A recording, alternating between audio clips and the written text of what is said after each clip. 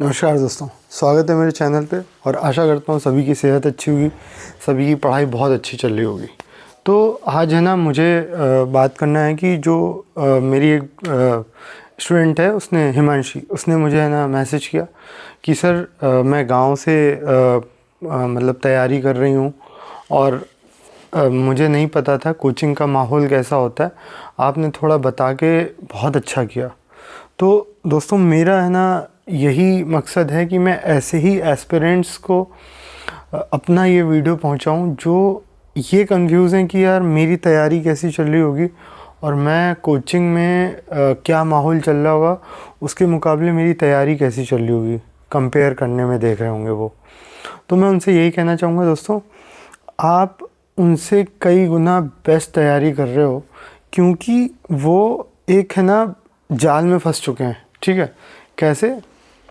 आप सुबह उठते हो, सबसे पहले आप किताबें उठाते हो, और जो कोचिंग ज्वाइन करता है वो सबसे पहले उसके दिमाग में रहता है, एक माइंडसेट होता है, मुझे कोचिंग जाना है, मुझे यहाँ से ऑटो पकड़ना है, वहाँ से बस पकड़नी है, फिर मुझे इतने बजे भूख लगी तो लंच तैयार करके रखना होगा, और फिर और ना जाने क्या क्या चैलेंजेस जो मैं बता रहा हूँ आपको कि नोट्स, बुक्स, न्यूज़पेपर, न जाने क्या क्या वो स्किप कर देते होंगे, जो आप घर पे रह के, जो अपने घर से एकदम ईमानदारी से लगा होगा, वो पक्का सिलेक्ट होगा। आप इस मोहमाया में मत फंस जाइए कि कोई कोचिंग अगर ज्वाइन कर रहा है तो आपसे बहुत अच्छा तैयारी कर रहा होगा। यकीन मानिए दोस्तों, जो आप तैयारी कर रहे होगे ना, आपकी जो तैयारी होगी उसकी तैयारी उससे बहुत कम अच्छी हो रही होगी जो कोचिंग में। और मैं इसको दावे के साथ कह सकता हूँ, जब उसका सिलेबस पूरा हो चुका होगा ना, तब भी उसे कुछ नहीं आ रहा होगा। और अगर आपने 40 to 50% हार्ड हिटर एकदम घर पे रह के तैयारी की होगी ना, तो आप उससे बहुत आगे हो गए। 100% सिलेबस तैयार करने के बाद कोई भी कोचिंग का बंदा ये नहीं कहता कि अब मैं पेपर दूंगा। वो ये कहता है कि यार सिलेबस कंप्लीट हो गया, अब रिवीजन करना है, और है ना अब फिर पेपर देना है, क्योंकि नोट्स बहुत सारे बन गए। तो अब आप खुद सोचिए कि उसका रिवीजन होना है, जबकि वो बहुत अच्छे से तैयार ऑलरेडी कर चुका है। वो यही तो कहते हैं कोचिंग वाले कि एक बार हमारा सिलेबस कंप्लीट होने दीजिए, आप अपनी नॉलेज को आकलन कर लीजिएगा कि आपको कितना आ गया है और कितना बाकी रह गया।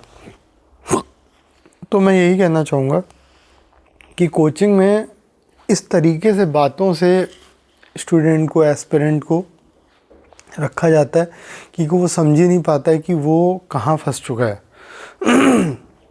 दूसरा, जो भी मास्टर आते हैं वो यही कोशिश करते हैं कि देखिए, आप भी तैयारी कोई टॉपिक तैयार करते हो ना, तो पहले उसका बेस पकड़ते हो, एनसीईआरटी से कंसेप्ट तैयार करते हो, फिर स्टैंडर्ड से करते हो, स्टैंडर्ड बुक से, फिर प्रीवियस ईयर क्वेश्चन पेपर देखते हो। तो मास्टर साहब भी यही करते हैं, कुछ नया नहीं करते हैं, और वो अपने द्वारा बनाई गई टेक्निक से आपको कोई भी कंसेप्ट समझाने की कोशिश करते हैं।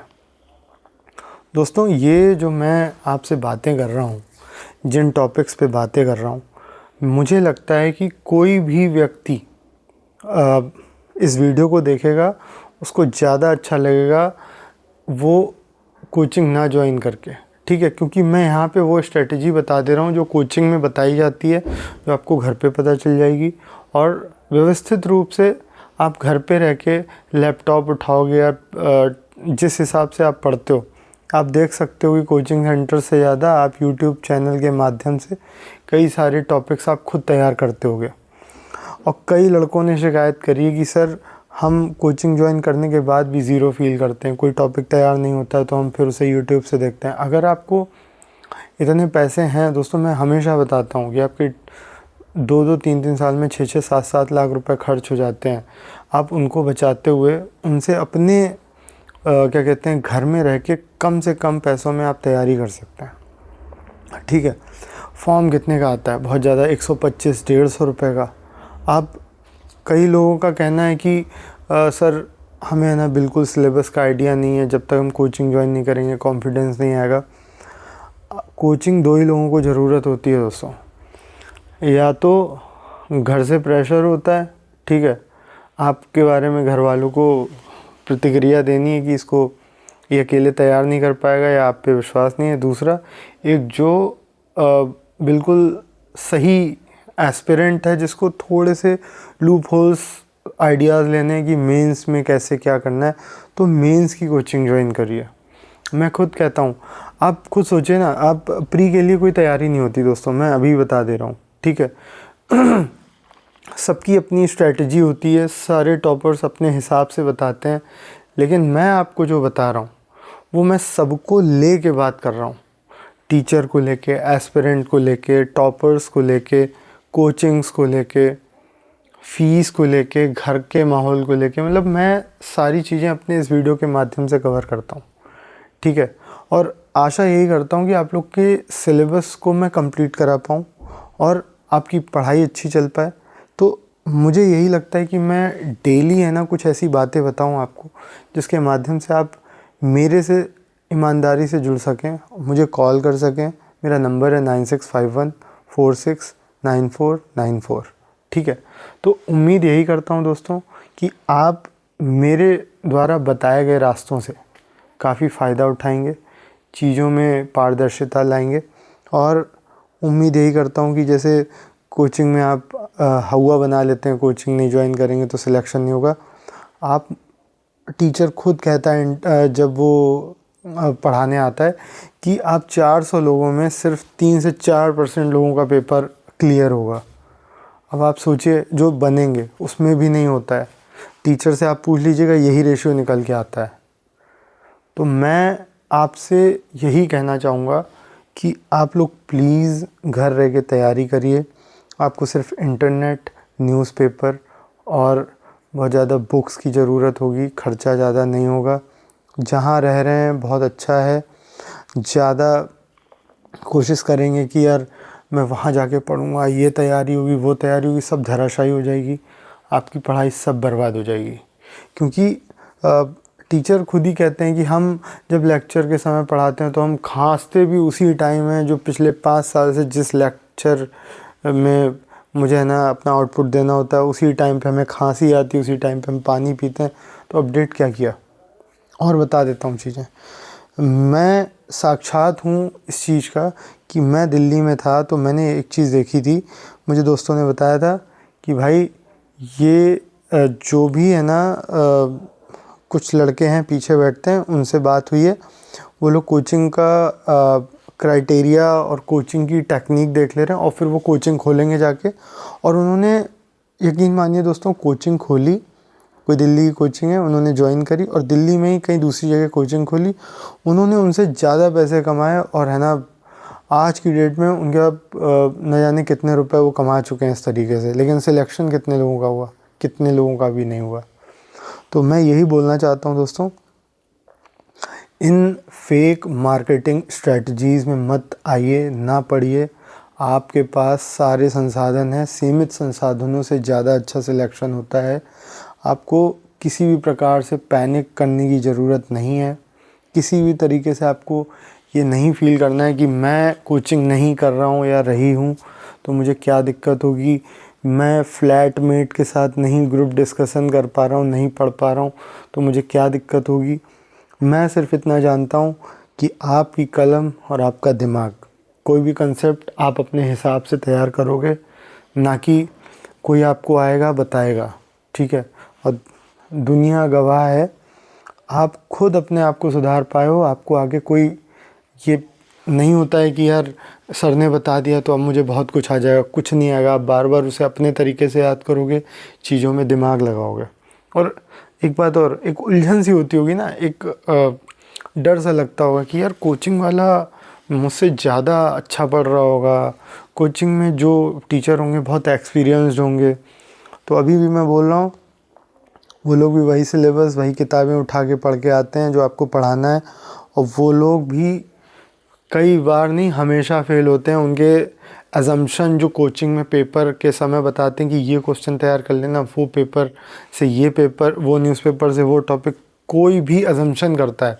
मैं मानता हूँ एक्सपीरियंस के हिसाब से और सिलेबस को देखते हुए, न्यूज़पेपर को देखते हुए वो आइडिया लगा पाते हैं कि मैक्सिमम नंबर ऑफ़ चांसेस इस क्वेश्चन के आने के हैं। तो वो कैसे लगाया उन्होंने, बार बार उसी बुक को पढ़ने में, बार बार नोट्स पढ़ने में, बार बार सिलेबस पढ़ने में, ठीक है। तो अब आप चाहे गांव में रहते हो, चाहे कहीं भी रहते हो, कोचिंग नहीं करते हो, लाइब्रेरी में नहीं पढ़ते हो, एक और भ्रांति आपकी दूर कर दूं, लाइब्रेरी में पढ़ने वाला बच्चा या तो अनफिट, बहुत ज़्यादा अनफिट होगा, या तो वो सोच रहा होगा कि यार जैसे भी यहाँ से निकल के रूम में जाऊँ, रूम में 4 दिन पढ़ता होगा कि यार यहाँ नहीं मज़ा आ रहा, लाइब्रेरी में ही मज़ा आ रहा था। वो यही डिस्टर्बेंस रहता है उसकी लाइफ में। अगर आप डिसिप्लिन्ड हो, अनुशासित हो, तो आप कहीं भी रह के अच्छी तैयारी कर सकते हो, सिलेक्शन दे सकते हो व्यवस्थित ढंग से, कम NCERTs, कम बुक्स, कम संसाधनों के साथ। क्योंकि मैंने अभी बीच में वीडियोस में बताया, अपने वीडियो में बताया कि आप कोचिंग ज्वाइन करनी है तो मेंस की करिए, ठीक है। मेंस की कोचिंग से आपको क्या फ़ायदा होगा मैं बता देता हूँ। सपोज़ आपको कोई टॉपिक है, अभी आप प्रेसिडेंट के बारे में पढ़ोगे या गवर्नर के बारे में पढ़ोगे, पॉलिटी में, ज्योग्राफी में कुछ भी पढ़ोगे, वॉल्केनो पढ़ेंगे या कोई भी टॉपिक हो गया, ठीक है। तो आप ये देखेंगे मेंस में कि आपको वहाँ पे प्री की तैयारी अपने आप हो जाती है। तो मैं यही उम्मीद करता हूँ एस्पिरेंट से कि वो प्री की कोचिंग, अब जैसे प्री मेंस फाउंडेशन बैच बताते हैं ना, वो मत करिए प्लीज़। सिर्फ मेंस की तैयारी करिए, उसमें वो लिखाएगा आपको, अच्छे से लिखाएगा और खूब, मतलब इतना लिखाएगा आपको कि आपकी प्रैक्टिस बन जाएगी। आप देखोगे ना, प्री की तैयारी अपने आप हो जाएगी, क्योंकि यहाँ पे इतना सारा लिखाएगा। एक आंसर राइटिंग में आपके कम से कम 10 से 20 ऐसे क्वेश्चन आएंगे जो अपने आप प्री में जाके टिक मारोगे, ठीक है। तो प्री के लिए अलग से पढ़ना बंद कर दीजिए। मेरी शुरू से आखिरी तक अगर किसी ने वीडियो देखी है दोस्तों, यकीन मानिए उसको इतनी टेक्निक और इतनी चीज़ें पता चल जाएंगी। मैं पढ़ा भी सकता हूँ, मैंने कई बार बोला है कि यार मैं ये टॉपिक पढ़ा दूंगा, वो मैं इसीलिए कह रहा हूँ। आप कोचिंग ज्वाइन करते हो, वहाँ पढ़ते हो, फिर आप यूट्यूब वीडियो से पढ़ते हो, मैं कह रहा हूँ आप हर तरफ से पढ़ते हो, एक टॉपिक की 10 किताबें ले आते हो। ये करना बंद कर दीजिए। 6 से 7 किताबें, अलग अलग बुक्स जो अलग अलग सब्जेक्ट्स हैं, ठीक है। NCERT उनकी, न्यूज़पेपर और इंटरनेट, एकांत में चले जाइए, अपनी मेंस की तैयारी शुरू करिए। मेंस के प्रीवियस ईयर के क्वेश्चन उठाइए, उनसे सिलेक्शन हो जाएगा आपका। यकीन मानिए बहुत सिंपल रास्ता है, इसीलिए शायद ना समझ रहे हो। आपको तो खर्च करना है ना, चीज़ें और ज़्यादा कॉम्प्लिकेटेड बनानी है शायद, तो प्लीज़ ऐसा मत करिए दोस्तों। मैं आपको सिंपल सरल उपाय बता रहा हूँ।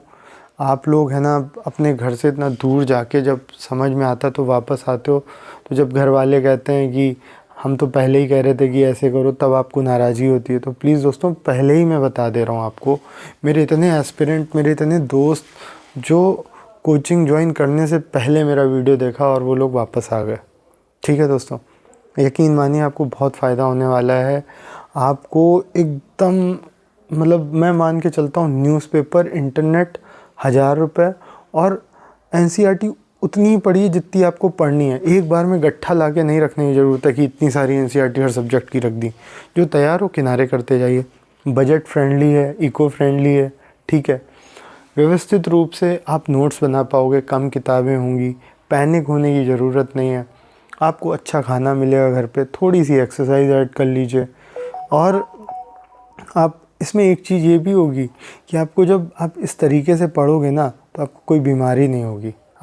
मैंने बहुत लोगों से बात करी कि सर मैं दिल्ली में लाइब्रेरी में रह रही हूँ, मैं हॉस्टल में रह रही हूँ, फिर हॉस्टल में पढ़ने का मन नहीं करता तो लाइब्रेरी ज्वाइन कर लेती हूँ। लाइब्रेरी में भी बहुत दिक्कत होती है, सफोकेशन होता है, बदबू आती है, वेंटिलेशन है नहीं। और आपने तो देखा दोस्तों, दिल्ली में मैं आपको कितनी घटनाएं बता सकता हूँ। अभी जो बारिश हुई थी पिछले साल या उसके पहले, कितने स्टूडेंट जो एस्पिरेंट्स थे, जो मेंस दे रहे थे, वो लाइब्रेरी में फंस गए और एग्ज़िट से पानी इतनी तेज़ आया कि वो डूब के मर गए। सोचिए, मेंस दे रहे थे। एक लड़का लाइब्रेरी में था जिसको हार्ट अटैक आया, वो ख़त्म हो गया। 2017 की बात है, 2017-18 की बात, ठीक है।